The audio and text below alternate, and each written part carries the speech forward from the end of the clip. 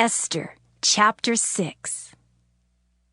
On that night could not the king sleep, and he commanded to bring the book of records of the Chronicles, and they were read before the king.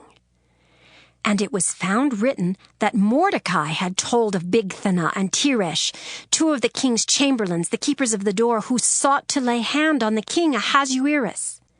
And the king said, "What honor and dignity hath been done to Mordecai for this?"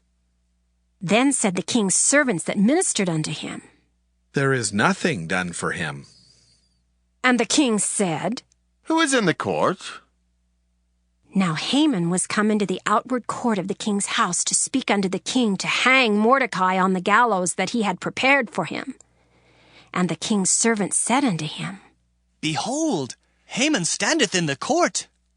And the king said, "Let him come in." So Haman came in, and the king said unto him, "What shall be done unto the man whom the king delighteth to honor?" Now Haman thought in his heart, To whom would the king delight to do honor more than to myself? And Haman answered the king, For the man whom the king delighteth to honor, let the royal apparel be brought which the king useth to wear, and the horse that the king rideth upon, and the crown royal which is set upon his head. And let this apparel and horse be delivered to the hand of one of the king's most noble princes, that they may array the man withal whom the king delighteth to honor, and bring him on horseback through the street of the city, and proclaim before him, Thus shall it be done to the man whom the king delighteth to honor.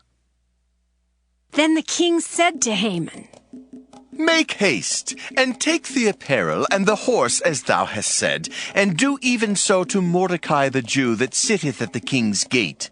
Let nothing fail of all that thou hast spoken." Then took Haman the apparel and the horse, and arrayed Mordecai, and brought him on horseback through the street of the city, and proclaimed before him, Thus shall it be done unto the man whom the king delighteth to honor. And Mordecai came again to the king's gate. But Haman hasted to his house mourning and having his head covered. And Haman told Zeresh his wife and all his friends everything that had befallen him.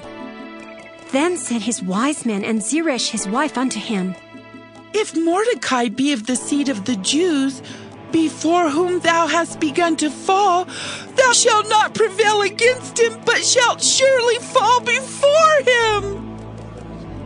And while they were yet talking with him, came the king's chamberlains, and hasted to bring Haman unto the banquet that Esther had prepared.